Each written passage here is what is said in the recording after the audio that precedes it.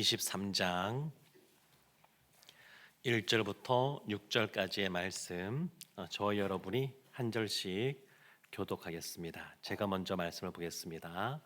사라가 127세를 살았으니 이것이 곧 사라가 누린 햇수라.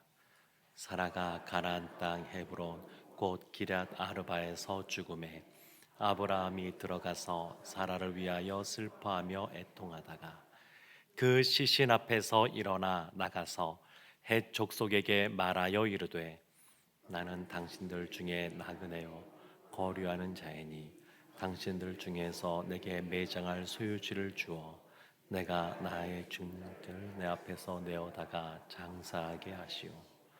헷 족속이 아브라함에게 대답하여 이르되 내 주여 들으소서. 당신은 우리 가운데 있는 하나님이 세우신 지도자이시니 우리 묘실 중에서 좋은 것을 택하여 당신의 죽은 자를 장사하소서.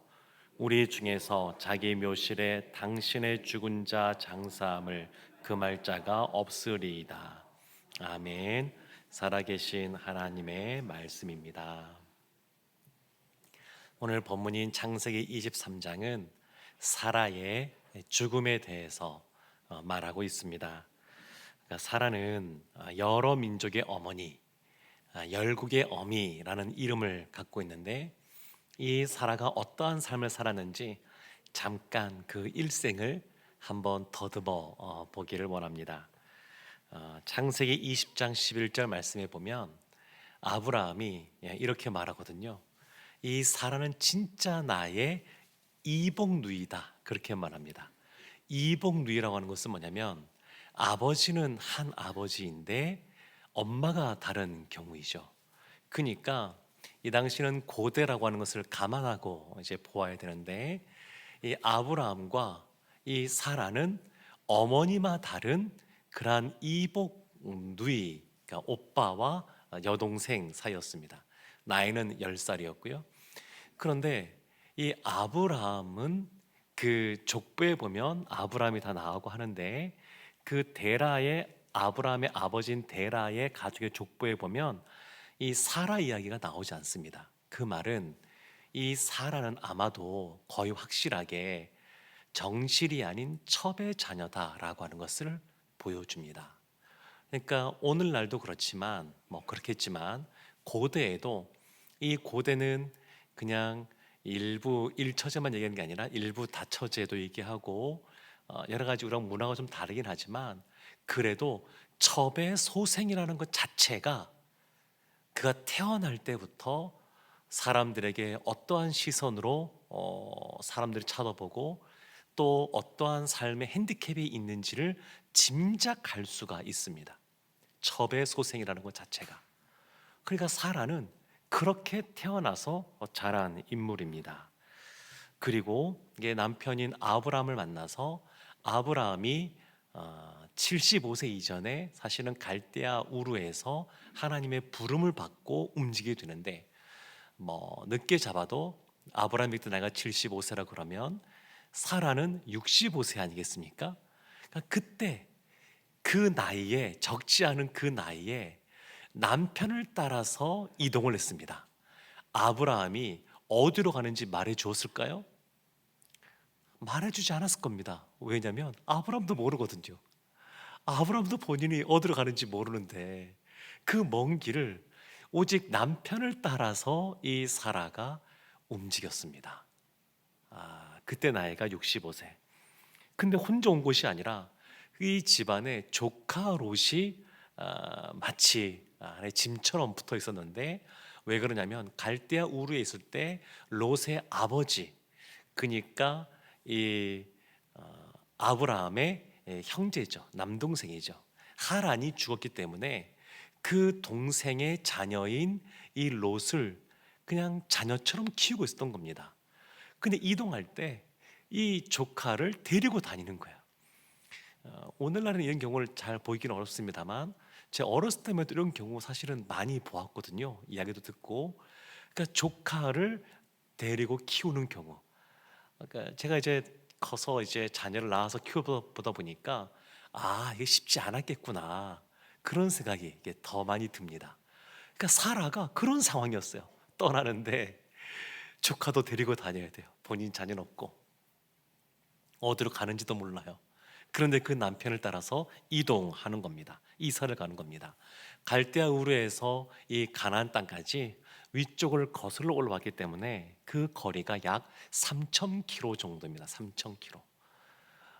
그러니까 어마어마하게 이 고대는 특히나 더 긴 아주 먼 여정이었고, 그리고 이동하는 동안에 여러 가지 강도들도 많은, 그러니까 위험천만한 그러한 대장정의 길이었습니다.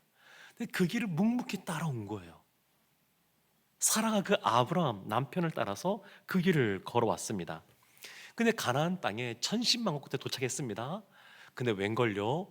그때 가뭄이 닥쳐서 아브라함이 애굽으로 피신을 합니다. 그런데 남편 따라서 계속 이동해서 애굽까지 갔는데, 이 아브라함이 자신의 목숨을 구하겠다고 자신의 아내를 누이 동생이라고 말해서 바로 애굽의 바로 왕, 그 바로의 첩이 될 뻔도 했었습니다.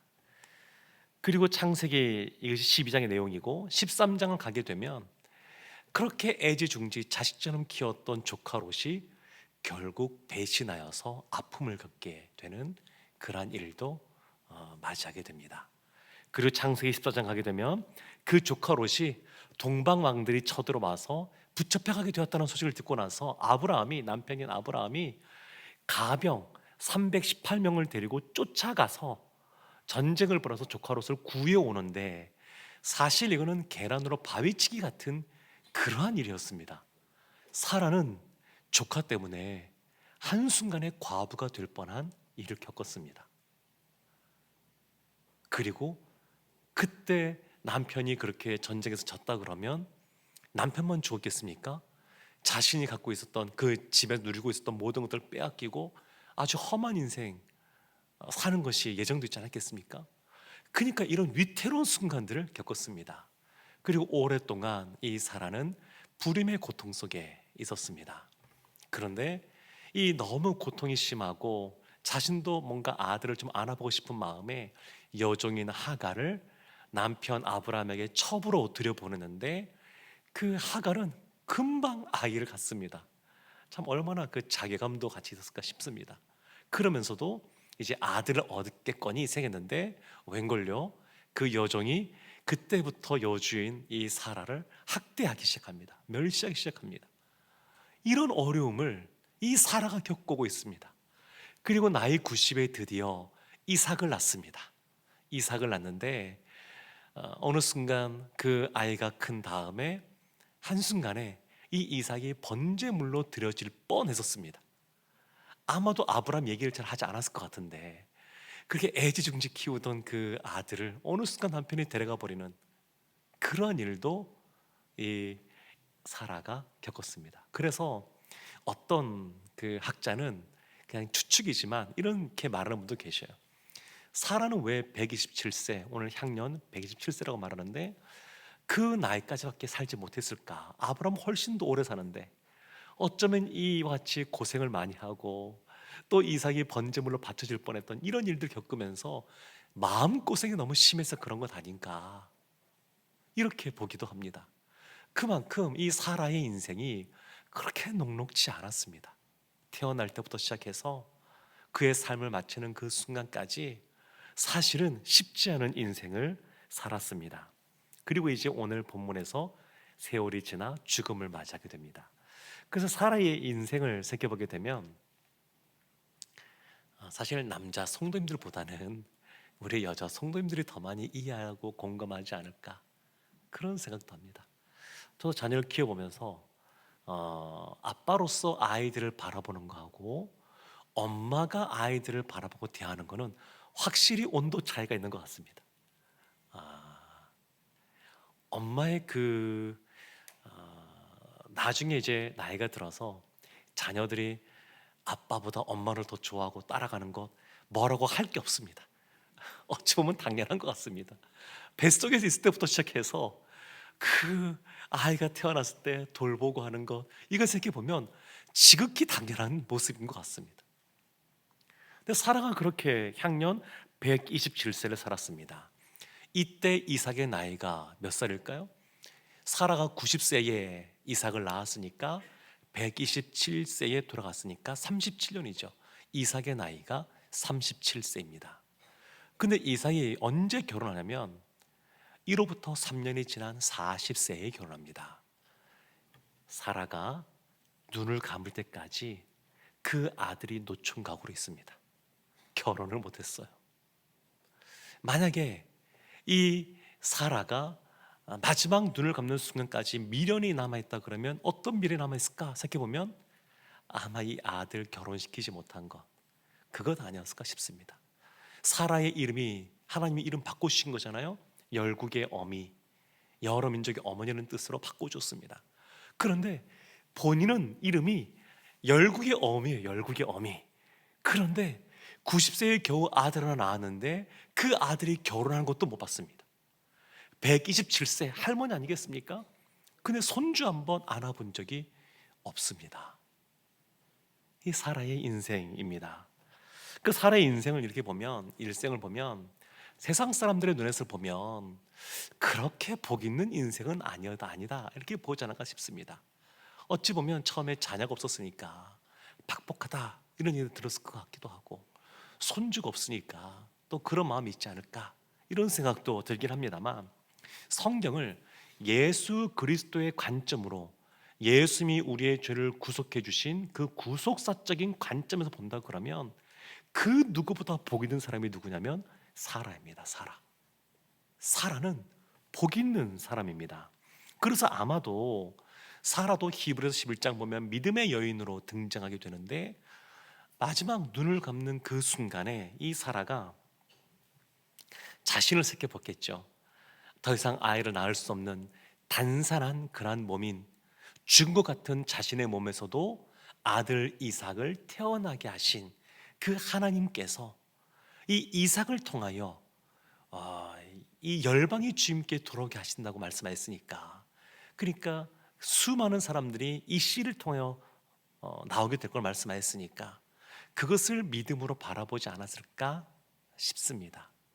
마지막 순간에 아들을 결혼시키지 못한 미련이 있을지 몰라도 그래도 이 아들을 통해서 하나님께서 약속하신 것을 이루실 것이라고 하는 것을 믿음으로 바라보고 눈을 감지 않았을까 싶습니다. 히브리서 11장 11절에서 그래서 보면 이 사라는 믿음으로 잉태할 힘을 얻었다 그렇게 표현합니다. 그러면서 또 이 한번 생각해 보십시오. 이 사라에 대해서 말하고 있는 부분이 베드로 전서에 보면 또 나오거든요. 사라의 언급이 나오는데, 이게 아브라함이 왜 이와 같이 떠나야 되는지, 갈대아 우르에서 떠나야 되는지 다 설명해 주지 못하니까 답답한 마음도 있고, 조카 롯은 왜 또 짐짝처럼 데리고 가야 되는지 이해 못할 수도 있고, 그렇게 애지중지 키운 조카가 더 좋은 곳을 택한다고 할 때 왜 그대로 그렇게 했는지, 왜 당신은 바보같이 남편인 아브라함에게 왜 그 자식처럼 이렇게 잘 애중히 키웠으면 그 당연히 그냥 삼촌에게, 아버지 같은 삼촌에게 더 좋은 곳을 선택하라는 것이 너무나 지극히 당연한 건데 왜 당신은 그렇게 못하겠느냐, 이런 말도, 이런 생각도 떠올렸을 것 같은데, 하여튼 그런 삶들을 보냈습니다. 그런데 그 조카 롯이 잡혀갔다 그러니까 그 목숨을 구하러 갔는데, 아니 당신은 당신 목숨 귀한 걸 좀 알아야지, 당신 죽으면 나 과부 되는데 나 어떻게 하라고 그렇게 했느냐, 이런 말 하지 않았겠습니까? 그리고 이삭을 번제로 드리려고 했는데, 당신 도대체 제정신이냐고 이 아들을 번제물로 바치려고 데리고 갔냐고. 무사히 돌아온 걸 나중에 확인했어도 가슴이 철렁 내려앉지 않았겠습니까? 사라가 만약에 이런 순간순간마다 번번이 아브라함에게 브레이크를 걸었다 그러면 아브라함은 우리가 아는 아브라함이 되지 못했을 겁니다. 아내가 반대하는데 남편이 어떻게 하겠습니까? 그러지 못했을 거예요. 베드로전서 3장 6절에 보면 이렇게 표현합니다. 사라는 아브라함을 주라 칭하여 순종했다. 그러니까 성경에 많은 걸 말하고 있지 않지만 이 사라는 믿음의 여인이었고 아브라함을 주라 칭하면서 순종했던 그러한 여인이었습니다. 그래서 아브라함이 아브라함 된 것은 그 배후에 사라가 있었기 때문에 그렇습니다. 오늘날도 마찬가지인 것 같습니다. 영적으로 쓰임받는 사람들 보게 되면 그 배후에 아내가 있는 것을 보게 됩니다. 이제 오늘 본문으로 들어가면 이제 사라의 죽음으로부터 시작을 합니다. 1절 말씀에 이렇게 시작합니다. 함께 우리 1절 말씀 합독하겠습니다. 사라가 127세를 살았으니 이것이 곧 사라가 누린 햇수라.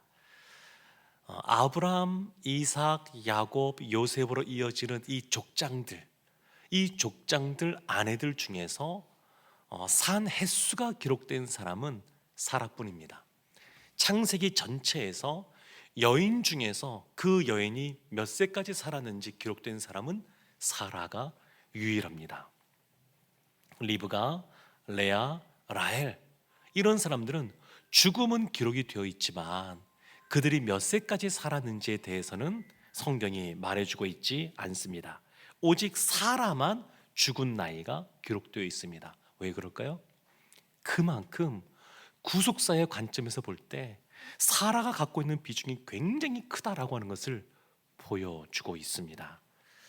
사실 사라가 127세를 살았지만 사실은 사라만 죽은 것이 아니고 시간이 지나면 아브람도 그리고 사실 모든 사람도 다 죽음을 맞이하게 됩니다. 다윗이 그의 아들 솔로몬에게 유언하면서 그런 말합니다. 세상 모든 사람들이 가는 길로 나도 지금 간다, 이런 표현을 했고요. 솔로몬이 전도서에서 이렇게 말하죠.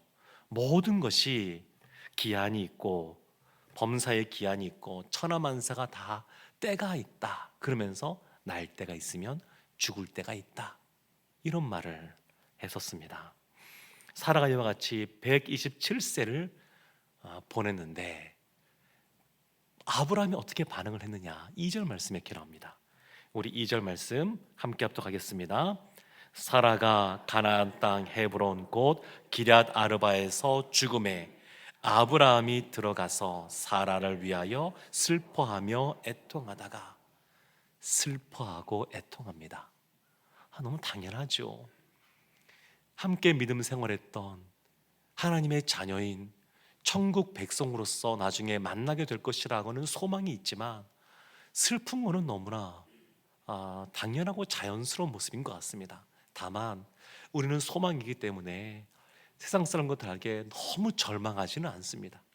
제 간혹 이제 그 장례식장 가다 보게 되면 통곡하는 그러한 빈소들을 만날 때가 있습니다. 특히 그 화장터 이런 데 가게 되면 막 이렇게 오열하고 주저앉고 막 이렇게 어떻게 하지 못하는 그러한 분들을 만날 때가 있는데, 그런 분들이라고 보면 보통 믿지 않는 사람들, 무교인 사람들이 그런 사람들을 많이 보게 되고요. 사실은 믿는 사람들 중에서도 진짜 심하게 오해하는 분들이 있는데 그게 두 가지인 것 같습니다. 하나는 어린 자녀가 먼저 앞장섰을 때 그때 참 견디기 어려운 마음이 있고요. 또 하나는 그 예측하지 못한 갑작스러운 죽음을 배우자가 맞이했을 때. 제가 이제 그 처음 교국 사역하고 이제 매장하러 처음 갔는데, 화장터는 자주 갔지만 매장은 그때부터도 이제 많이 줄어드는 추세여서 처음 갔었는데, 우리 집사님이 너무 마음이 너무 갑작스러운 그 젊은 남편의 죽음 앞에서 같이 구덩이로 뛰어내리더라고요. 이렇게 어떻게 말릴 수가 없었습니다. 위로해줄 말이 없습니다. 같이 우는 것밖에 없더라고요. 그러니까 이제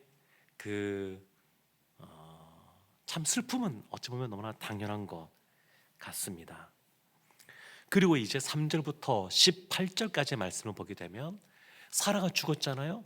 그 다음에 사라를 어디에 매장할 건가, 그 매장지를 정하고 그리고 그 매장지를 구입하는 그 구를 사는 그러한 내용이 기록되어 있습니다. 3절 말씀이 이렇게 시작을 합니다. 그 시신 앞에서 일어나, 아브라함이 일어난 겁니다. 일어나 나가서 이렇게 표현하고 있고요. 7절 말씀에 보면 이런 말씀이 있어요. 아브라함이 일어나. 그러니까 아브라함이 일어났습니다. 사람이 죽고 그것 때문에 슬퍼하고 애통하는 때가 있지만, 그러나 애통하는 때만 있는 것이 아니라 일어나야 될 때가 있습니다. 일어나야 될 때. 아브라함이 그냥 계속 주저앉아 있지 않고 일어났습니다. 일어났어요. 4절 말씀 보면 이어서 이렇게 나옵니다. 나는 당신들 중에 나그네요 거류하는 자이니. 아브라함이 이렇게 말합니다. 난 당신들 중에 나그네고 거류하는 자이다. 사실 이것은 성도의 정체성이기도 합니다. 우리가 이 땅을 살아가지만 우리가 있어야 될, 우리가 돌아가야 될 진짜 본향이 있지 않습니까? 하나님 나라 천국이 있습니다. 그래서 그 천국을 늘 사모하며 살아가는데, 근데 이 표현이 좀 낯설게 느껴지는 이유는 왜 그러냐면, 아브라함이 이 땅에 언제 왔냐면 사라가 65세에 왔습니다. 그리고 지금 127세가 지났습니다. 산수 한번 해보십시오. 127 빼기 65 하면 62. 이 땅에 산 지가 62년입니다. 62년. 62년인데 여전히 아브라함도 그렇게 말하고 해적 솔들도 뭐라고 말하냐면 당신은 나그네야, 당신은 거류하는 자야, 이렇게 말하는 겁니다. 아니 62년을 그 땅에서 살고 있는데 여전히 나그네라고 말합니다. 이것이 이 당시의 문화예요, 문화.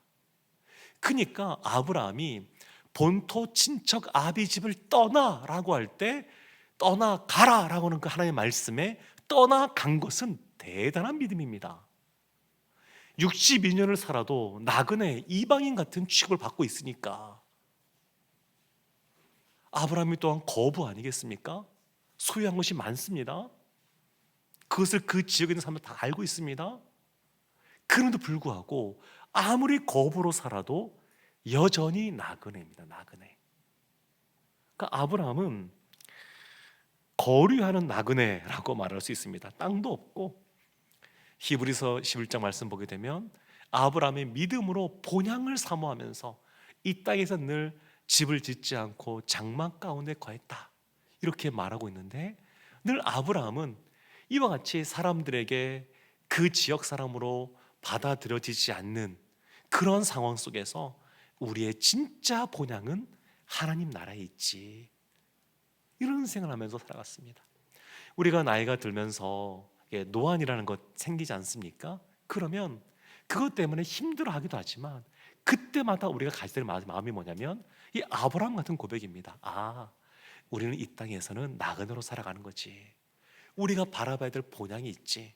이와 같이 아프고 고통 가운데 있지만 그럴수록 뭐가 더 강해지는 거냐면, 건강해질 수도 있겠지만 뭐가 더 강해져야 되냐면 우리가 가게 될 하나님 나라 천국이 있다라고 하는 것, 그것을 더 우리의 본향이 있다는 것을 사모하며 나가야 됩니다.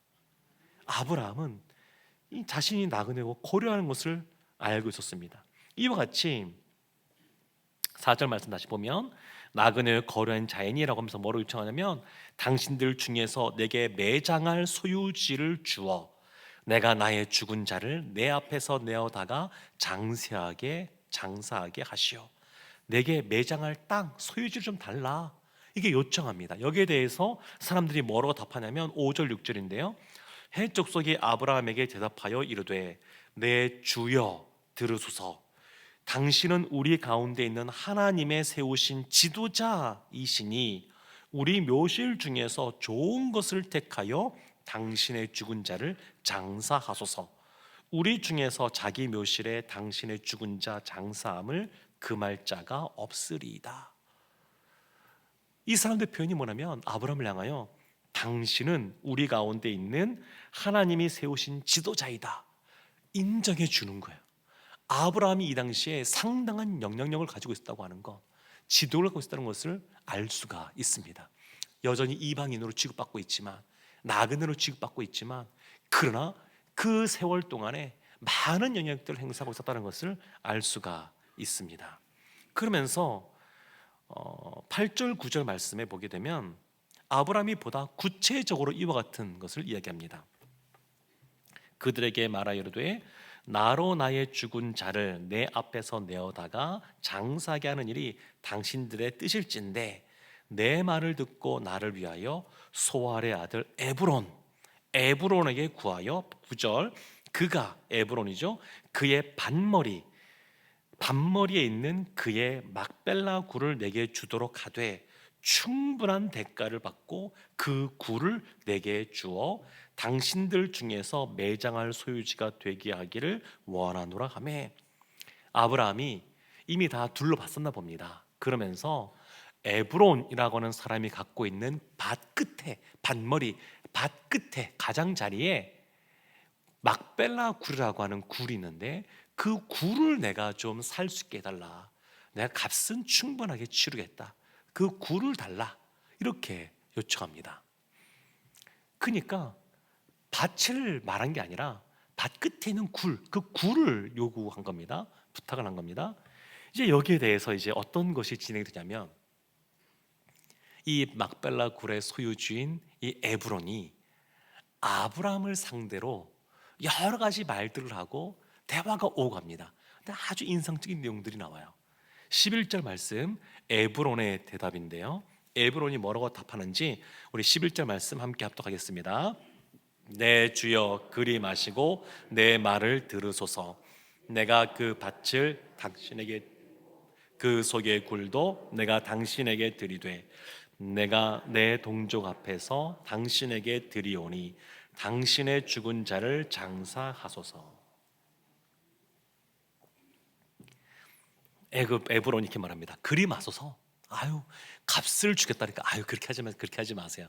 그렇게 하지 마시고 내 말을 들으세요. 그러면서 내가 표현 보세요. 내가 그 밭을 당신에게 드리고 그 속의 굴도 내가 당신에게 드리되 내가 내 동족 앞에서 당신에게 드리오니 장사하소서 이렇게 말합니다. 내가 그 굴뿐만 아니라 그 굴이 있는 그 밭도 주겠다 이렇게 말합니다. 어떠세요?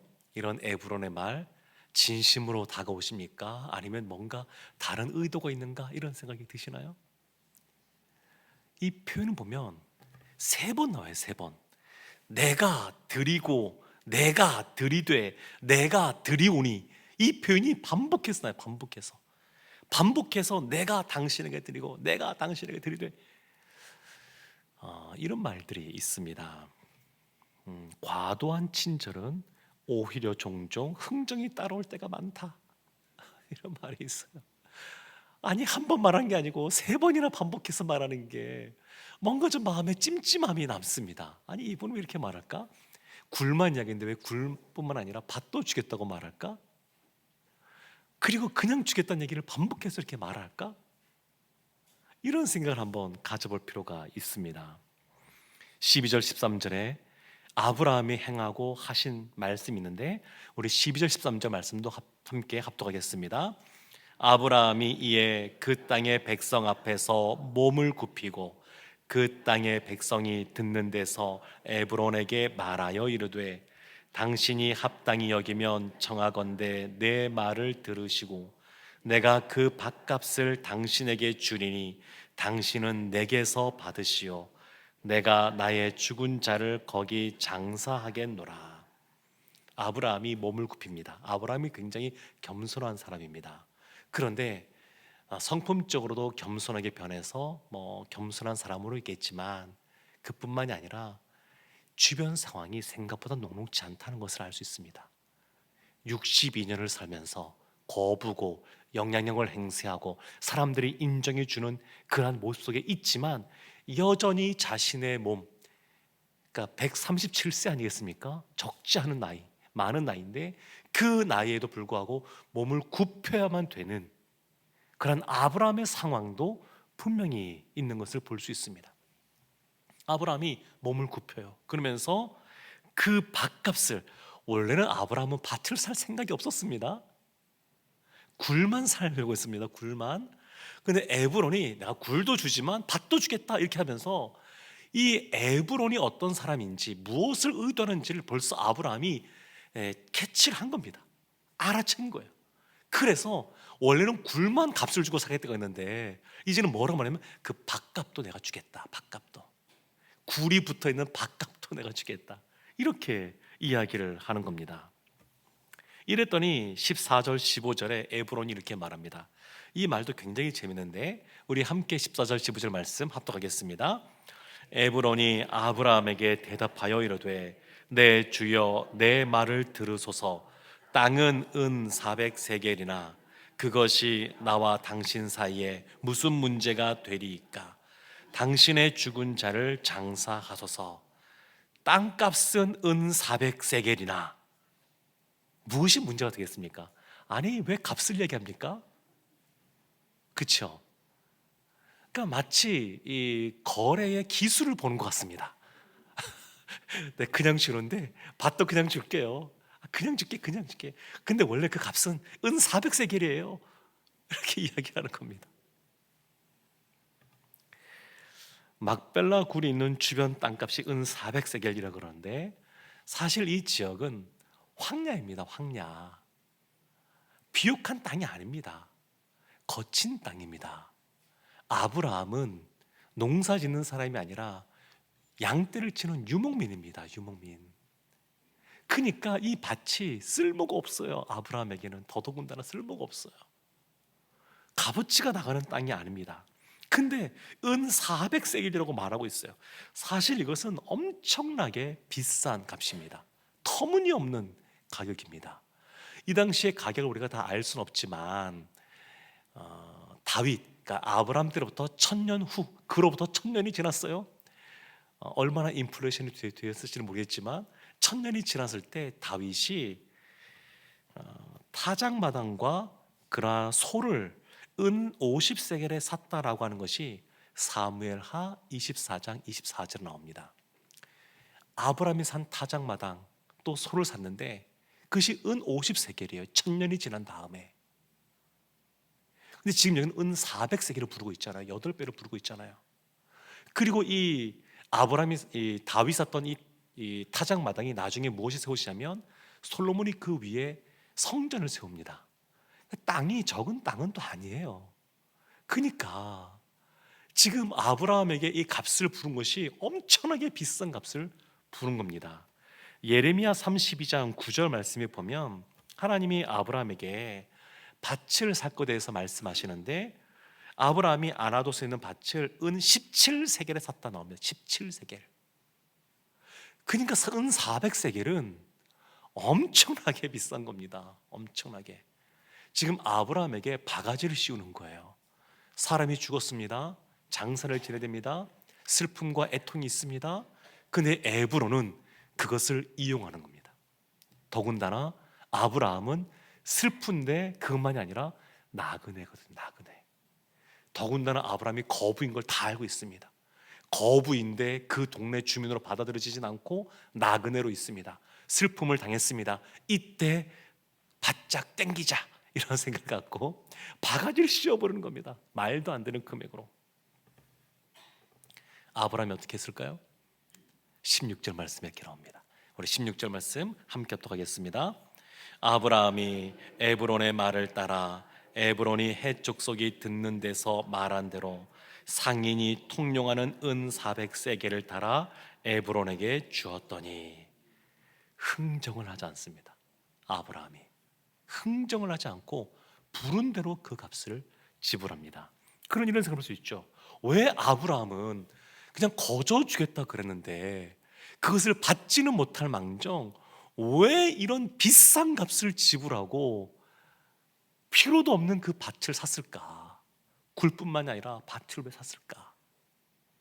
여기에 대해서 사람들이 이런저런 고민들을 하면서 답들을 내놓고 있습니다.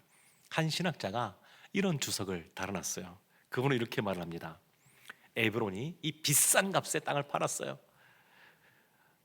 주변 사람들에게, 자녀들에게 어떤 말을 했을까요? 나 봤지? 내가 이렇게 거래를 잘하는 사람이야. 이렇게 많은 부를 우리가 얻게 되었어. 이러면서 막 자랑하지 않았을까요? 이 이야기는 그의 손주에게도 이어졌을 겁니다. 할아버지가 그때 이렇게 거래를 잘해가지고 우리가 지금 이렇게 떵떵거리며 사는 거야. 그리고 이것은 아마 대를 이어서도 이어졌을 가능성이 높습니다. 그리고 이와 같이 큰 돈을 주고 사는 것을 그 옆에 있는 사람들 다 봤거든요. 해적성이 뭐라고 얘기했을까요?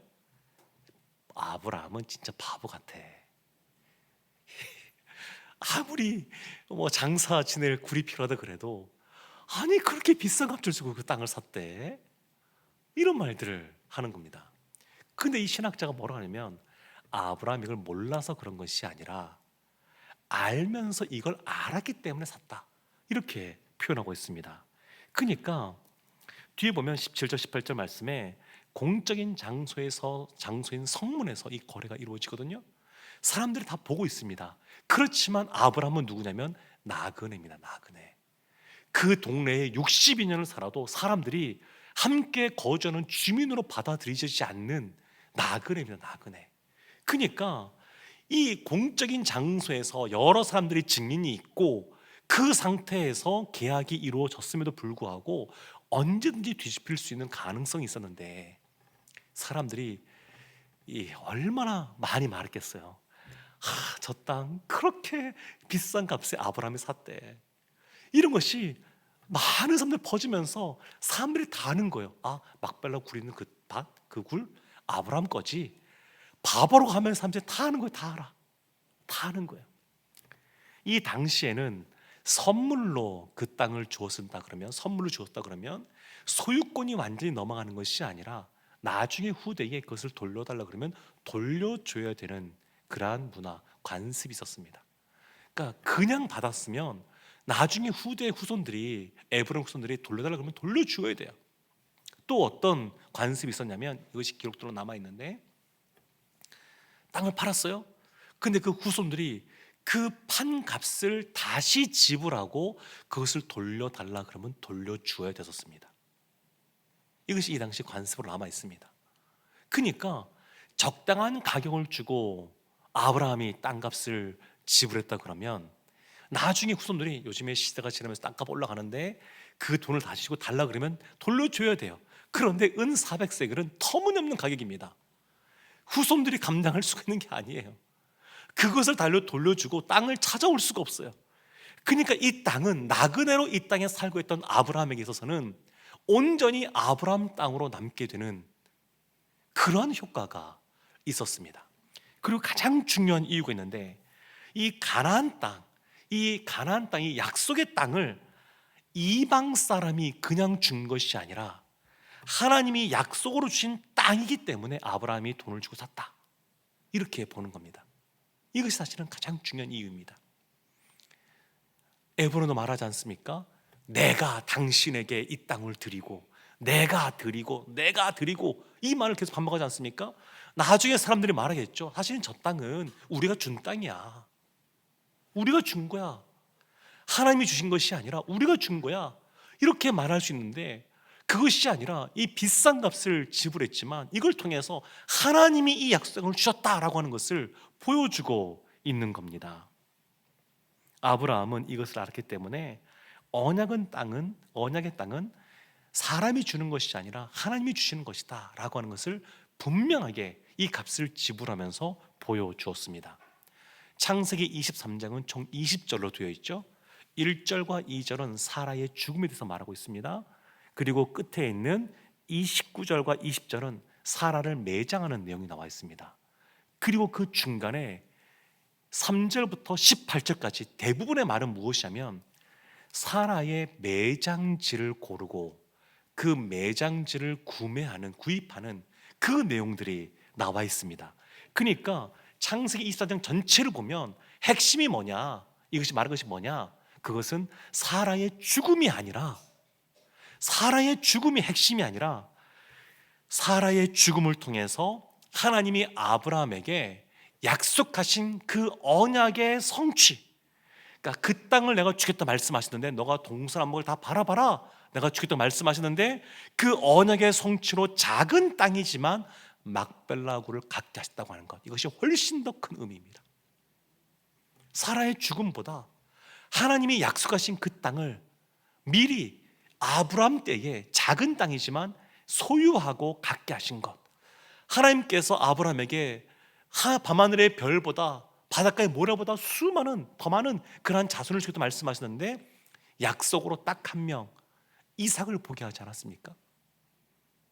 물론 그 뒤에 야곱과 에서가 태어난까지 보았습니다. 아브라함이 보긴 했지만 많이 본 게 아니에요. 딱 그만 보여주셨어요, 하나님이.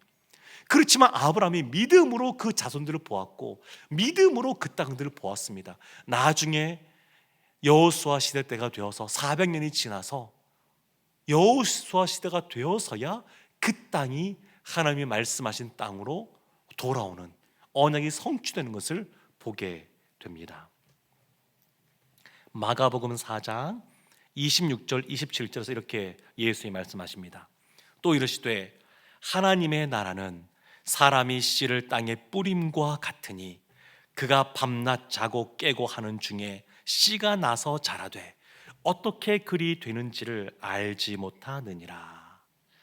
하나님의 나라는 사람이 땅에 씨를 뿌린 것 같대요. 그런데 밤낮 자고 있는 것, 또 깨는 것, 그 중에 또 씨가 자라나서 자라고 이렇게 된다는 것을 말하고 있습니다. 사실 아브라함은 씨를 뿌린 것 같이 막벨라 굴을 산 겁니다. 그러니까 씨가 떨어져요. 떨어지고 사람이 아무것도 안 한 게 아닙니다. 밤낮 자고 깨고 또 씨가 나서 자라는 그러한 과정들이 있습니다. 있는데 사람이 다 알지를 못해요. 그렇지만 씨를 누군가 뿌리는 작업은 있어야 됩니다. 아브라함이 그 씨를 뿌리는 것과 같이 이 막벨라 굴을 산 것이라고 볼 수 있습니다. 나중에 이 굴에 누가 묻히냐면 아브라함도 묻히고요, 이삭도 묻히고요, 야곱도 묻힙니다. 애굽에서 죽게 되지만 그때 요셉과 그 형제들이 아버지 야곱을 데리고 그 시신을 둘러매고 이곳까지 와서 이곳에 매장을 하게 됩니다. 그러니까 이 막벨라 굴은 아브라함이 이 굴을 삼으로 말미암아 후대의 이스라엘이 언제든지 돌아올 수 있는 곳, 또 돌아와야 되는 곳, 하나님께서 이 땅을 우리에게 줬다라고 하는 그것을 분명하게 보여주는 깃발 같은 곳이 이 막벨라 굴입니다. 사랑하는 성도 여러분, 때로는 우리의 삶에도 우리의 신앙생활에도 비싼 값을 치러야 되는 막벨라 굴이 있습니다. 그럴 때가 있습니다. 그래서 우리가 어떤 일에 너무 세상적인 관점으로만 바라볼 것이 아니라 하나님께서 주신 약속의 말씀이 있으면 그 약속의 말씀 속에서 하나님께서 이루어 가실 일들을 바라보고 그리고 하나님께서 인도하시는 그 길들을 한 걸음 한 걸음 걸어가되 때로는 비싼 대가를 지불하는 경우가 있어도 너무 인색하지 않게, 너무 그냥 좁은 마음으로 생각하지 말고 하나님 안에서 마음을 넓히고 그것을 바라보고 그 길을 걸어간다 그러면 하나님께서 아브라함에게 그 언약을 성취하신 것처럼 우리에게도 약속의 말씀을 이루어 가실 줄로 믿습니다. 이러한 삶을 살아가는 우리 모두가 되기를 주님의 이름으로 축원합니다.